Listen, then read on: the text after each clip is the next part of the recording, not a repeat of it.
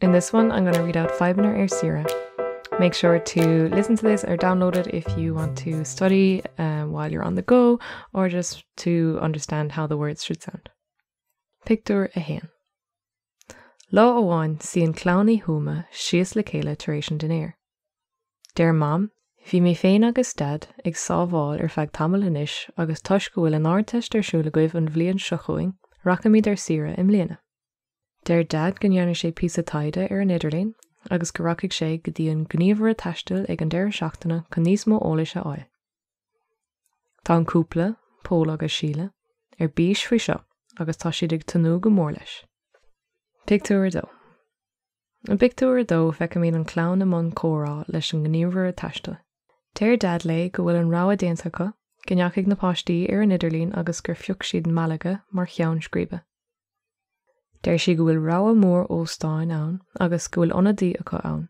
Tá spáinnn si roinnt óstáin dóibh. Dat níon óstáin óháin go háirithe le Síle agus Pól mar go bhfuil áisina úntach ann. Féacann sé compordach agus tá sé lonathe is siomh ma, lárnach. Pictiúr 3. Sa pictiúr seo sruiseann an clown Airfort Malaga agus chuireann an tonadaí taistil fáilte rompa. Tugann sé iver fóin dóibh agus deir sé leo gléocha chur air mar tá aon aibecha. Tá scetamíní an dahain ar an gclown a bheith ann faoi dhearr. Tá an rian ag scoilte na gluc agus tá an clown ag cabh a spéaclí gréine toisc go bhfuil an aimsir chó deas. Pictiúr a 4. Téann muintir í húma go dtí an óstáin Fadhbanna Hotel Sal. Tá úna agus staisiúnartha mar tá an seomra go hangis agus go thomláin bonós cionn. Is léir nach raibh sé glánta ar feadh tamil agus níl an labba déanta fiú.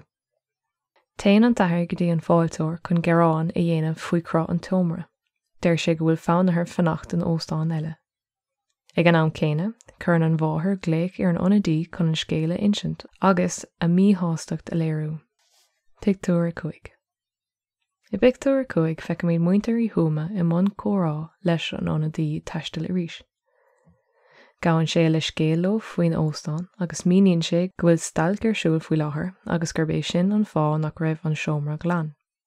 Galann sé dóibh go bhainfidh siad an óstáin nua Fadhbanna Salas Central atá is siomh níos fearr agus bheith úscrádú ar an seomra chuma. Sa pictiúr dearnach feictear an clown ag ligannta scíthe ar thaobh na ling snáibhe ag an óstáin nua. Níl cíos cás ná cathú ortha agus is lá bra brochalach é. Tá siad lán sástal ó féin inis agus caitheann siad an lár fad ag sú na gréine agus ag snábh. Smaoinigh dad gur fíor an seanachil is sáil chun ré nach séadan maith do rinne éigean.